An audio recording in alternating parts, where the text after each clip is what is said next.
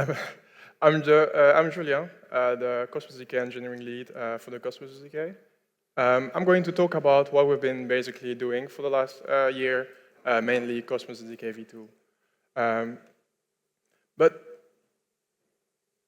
But before starting, I think most of you know what the Cosmos-SDK is, but let's just go back to explain what it is, what can it do for you and your application. So the Cosmos-SDK is basically the framework to bring software blockchain, mainly app chain, as we're in the Cosmos ecosystem.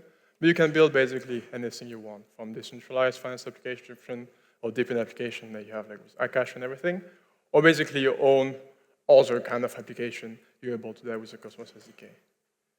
As well, it is a framework that is limitless. So you have to build the building blocks of your blockchain that we call modules, and know that is native code that's being used in your blockchain.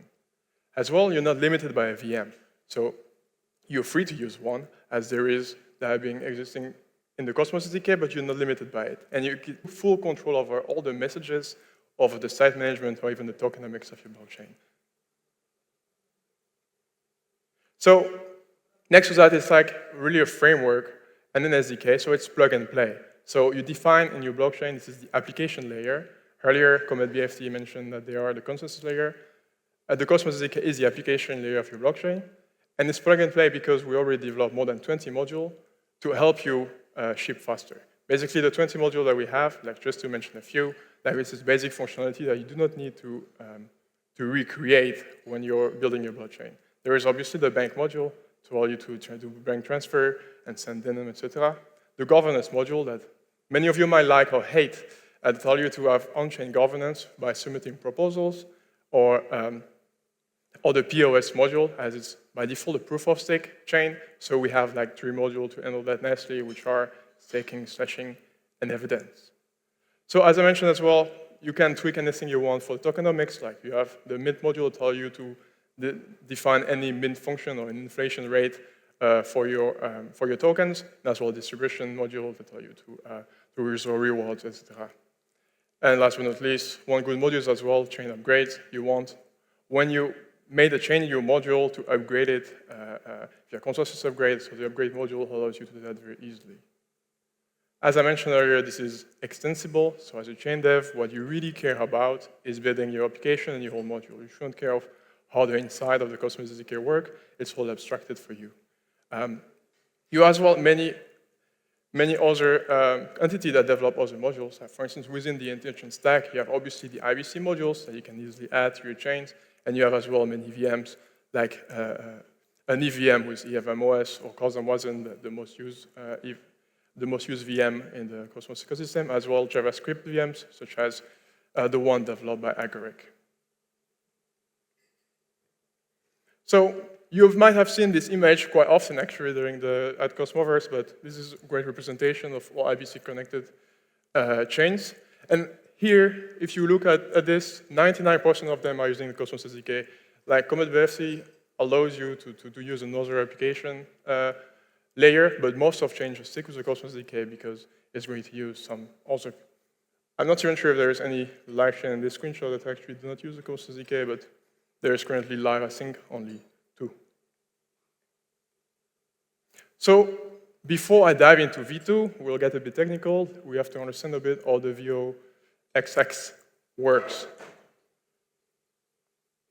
So as I mentioned earlier, the Cosmos SDK is the application layer. So you define all your business logic within your modules. You define extra validation that will run before the TX with anti-handler. And the application is really the state machine. So we do not handle any consensus or networking. This is all done by Comet BFT that implements the time-limit consensus algorithm. So this allows the processing of the block, the peer-to-peer, etc. The Cosmos SDK just interacts with extends to the ABCI interface, which is quite handy. So internally, how really it works, it's a bit like currently one big monolith. So we have something that we call base app, so that does the implementation of ABCI 2.0. So it implements the prepare and process proposal, it implements check-TX, finality block, or all those ABCI methods. And then within that, it does all the execution and running the check with anti-handler, executing the beginning and blocker, for instance, of modules, or executing a transaction. And thanks to BCI 2.0, we even can have, thanks to pre-print process proposal, an application side mempool that can be defined by the application directly, as well as the store handling and more. So to simplify this and to not have to let you always configure that manually, we created something in the price version that we call runtime. And runtime basically hides the complexity of base app and create base app and basically handle all the module wiring. So we really want you to only focus when it's needed on the module wiring. So you just pass a new module into runtime. It will configure the module manager, and you just can really focus on your modules. And next to that, we have a third component that we call server. This component basically allows you to have the start comment of your application. It will start base app, it will start commit, and it will just all be packed into one binary. So we actually work on this, and still, as you know, O50 and all the previous releases. So we have an upcoming release that we call O52, Olympus, that will come with 2-year support because of the change we're going to make later. So that means in that version, we added ComMapDFT v1, which is the latest version of ComMapDFT.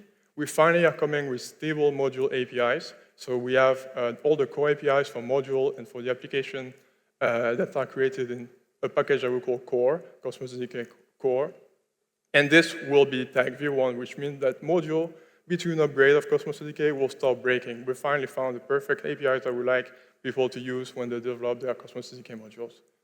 As well in that version, we extracted all the modules. Many people, when they are building a chain, maybe need to make a change in bank because they don't like it, they want to add hooks or whatever, or they want to make a change in other module. Before that, you had to fork the whole SDK just to have a 3-line code change, which was not super. So what we did is we just extracted all those modules. Now they are smoothly replaced in your blockchain and just use a normal Olympus, which is easier. You don't have to maintain a fork and do basically the work we're doing. We've added a few new modules as well that are going to be Olympus compatible. Protocol pool. To mention, this is basically, we extracted the community pool that exists currently in distribution and we put it in another module. And this module basically enhances the capability of the community pool. Now the community pool is just a normal module account and you're able to have continuous founding as a community pool for continuous founding or easily fund a community pool, etc. We've actually upstreamed the work from the osmosis chain and upstreamed the epoch module, as it is a widely used module and some people wanted to use it. So we actually make sure that that module exists and now it's maintained by the SDK and as well stay compatible with the osmosis module. And we have added a quite cool module that is X account that I will give a workshop tomorrow to see how it works, which is a module that has a smart account capability. You're able to basically define your own account logic, authentication logic directly into it, but I'll dive into that tomorrow in the workshop. We've added, again, more module improvements like XGov. For instance, we've added optimistic proposal, which is a proposal that if you do not vote no will automatically pass, which is quite handy for recurring tasks, and as well some staking improvement. And before I go to V2, Olympus, that is maintained us for 2 years, is the last version of base app and the O50, the O0 architecture, the V0 architecture, which means after these 2 years, everyone can, and already today, everyone can embrace the V2 world. But we want to give you enough time to migrate to V2. There is not too many changes that need to happen. But this will be a long maintained version, a long-term supported version for what is currently existing. So now let's dive into actually what V2 is, what it changes.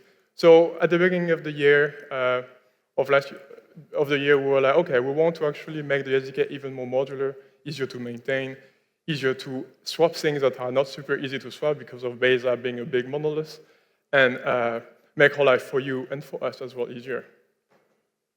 So you may say, yeah, base app is battle tested. If it ain't broke, don't fix it, right? Well, we've come up, as I've said, with something easier to maintain, with some performance improvements thanks to the simplification, and as well, you almost have, because it's really the core layer, as I will explain later, you don't have actually anything to change in the application, or maybe 1 or 2 lines. And because we don't want to break people, and we care about DevX, we will ensure that there is feature parity, at least maximum feature parity between Olympus and V2. So if you migrate from your 52 to V2, little almost nothing will break, at least on the client side and on the code side. So as well, why V2? You might be, oh, where's V1? Well, there will be no V1. We changed so much that we decided to name it V2, but the advantage of having finally a version that follows Simver is bye-bye breaking changes. Like, we will stop doing API breaking changes. Something that we hear often from developers is when they migrate from a version for SDK to another, they have so much to modify in their code because we modify the API here and there, always to improve the UX eventually. But all of that led to now two of us being able to tag V2. And V2, thanks to this modularity and swappable components, allows you to have even more control over your app. You have even more control over the core layer. Before, you always have control over the modules, but now the core layer as well have swappable components. And as well, we're able to release faster, non-breaking changes, but just add like features or patches very easily. And that won't be like a big upgrade like you have to do when you migrate from, for instance, 047 to 050. So how does it really work? What does V2 really entails? So we have something called a state transition function that we call STF. That is something that is stateless and really handles, there is really have like five methods on it that handle the transaction validation, like Bicep did, the delivery of block and execution of transactions. So basically, we'll just execute the block. It handles the queries and simulation. So on this graph, I'm not sure we can see. Yes, we can. We have the consensus server that we'll explain later that will pass to decoded transaction to the state translation function. And then deliver block, we basically run the same module flow like it did on base app, which is pre-block, backend block, the transaction, and the end block. So on the module side, nothing changed, but the core layer has changed, as you see. So we have then created runtime V2, which is basically a runtime that we had, but doing another kind of wrapping. Instead of wrapping base app, you write STF, and it does now the handling of Genesis and storage via App Manager as STF is stateless. And the same thing changed. We made sure that when you have your app.go, when you have your application, if you do the migration to V2, not too many things will change. We want to make it easier for chains to migrate to V2. Additionally, as I mentioned, the server part, as well as now a V2 component, we're trying to split the big server function of the SDK into multiple servers. So now you're able to extensively extend server and create any server that you want. But by default, for feature parity, we still provide a gRPC gateway. We have a new REST server because of the new API, the new handler API, the telemetry server, and last but not least, obviously, the Comet BFT consensus server. I'm going to just dive a bit into that now, as it's like the pretty cool thing, the fact of because we have been able to split everything, we have been able as well to push all the way to the edge Comet BFT. So we're part of the Interchain stack, so obviously we provide a Comet BFT server, and that Comet BFT server implements ABCR 2.0 like it did in base app, and they just be doing all the integration with Comet BFT. But say for a second that, okay, you like the Cosmos-SDK, but you want to try something new. You're like, okay, Comet BFT is great, but I don't care about ABCR. I want to use something totally different. Well, now it's possible. For instance, if you're building a rollup, like Rocket, for instance, what they do is they fork Comet BFT and do their thing with a sequencer. You're able to just instead rewrite a server, a consensus server that will just directly talk to the sequencer, and that's it. You can just swap it without having to do anything else. So are you not convinced yet to migrate to V2 when it will be released? Well, there is even more things maybe that you might say. For instance, modularity doesn't matter to me, or always use the Comet BFT default, or you're a bit worried about moving to something new. As always, new code base means new risk. Well, we have some great performance improvement to maybe try to convince you. For instance, runtime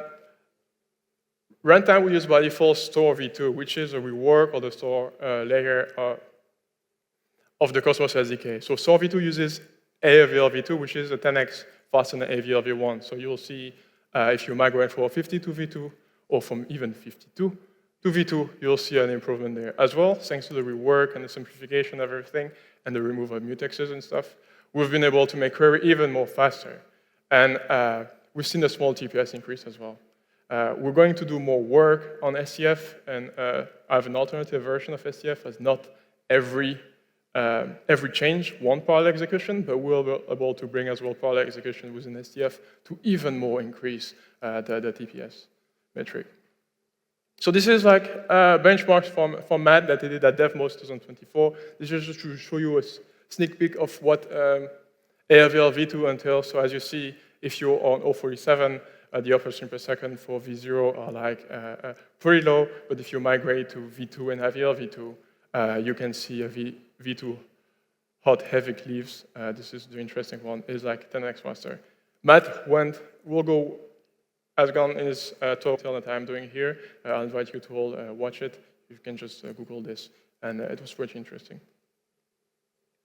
So as well, something that I want to make clear is like we modify only the core layer. So things pretty much stay the same for you if you use the same default component. So the SDK is currently more of a framework that provide good default, but we wanted to make it more of an SDK, so people and power users can pick only the part that they need and replace the part that they don't need. But if you want to keep using the SDK as a framework, that is possible. The Cosmos SDK provide all the good defaults, and you just have to care about building the building blocks of your module. But if you really want to dive into switching STF or switching the different implementation there and do some tweaking, that is something that is possible right now with V2. So stay tuned for more. There is actually even more things that are happening that are not really V2 related, but that will be coming with V2.